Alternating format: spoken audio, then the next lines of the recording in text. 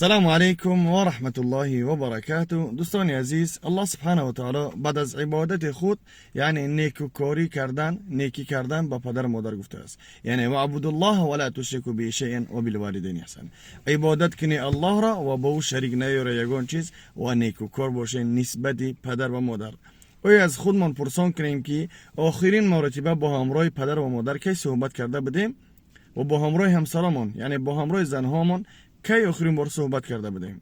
و ان شاء الله که روز با همراه ما برادر ما شاگرد ما یعنی یک بهترین شعر میخونه و این شعر گوش اندازین، شاید که بعضی‌ها تا تحصیل کنه و تلفن بگیرین با پدر و مادران خود صحبت کنین. اکثریت مردم از سبب عشق و محبت دنیا پدر و مادر فراموش کرده است، اما با همراه اونها صحبت کردن این خود یک عبادت است. الله سبحانه و تعالی همه ما و شما را نگهبان باشد.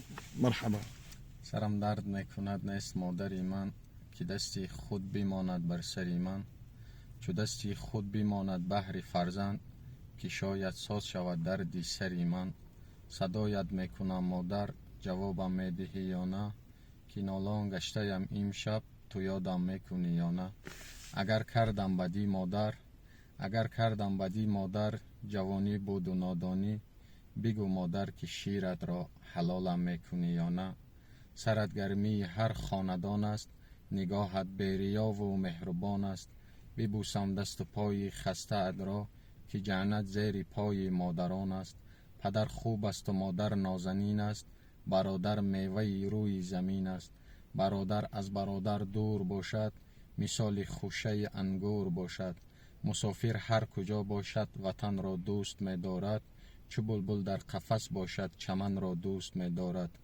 نبی اکبری روزه با منبر سخن می گفت بهر مادر.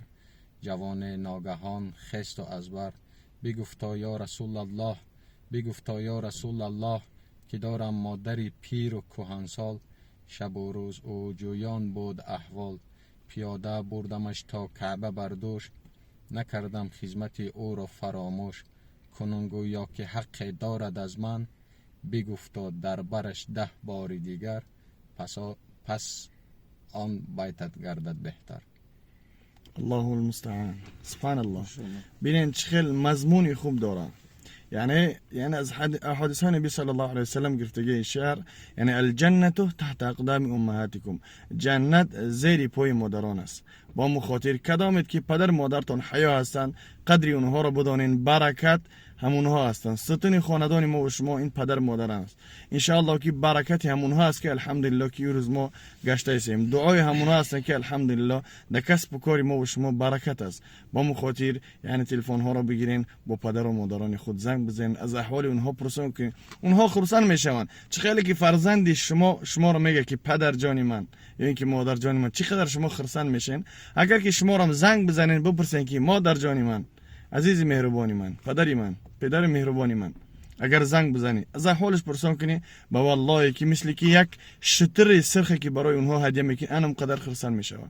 با مخاطر از پدر مادر خود غافل مشین، یعنی همیشه در ذکر یاد الله باشین و پدر مادر فراموش مکنین. بقی در امان الله. السلام علیکم و رحمت الله و برکاته.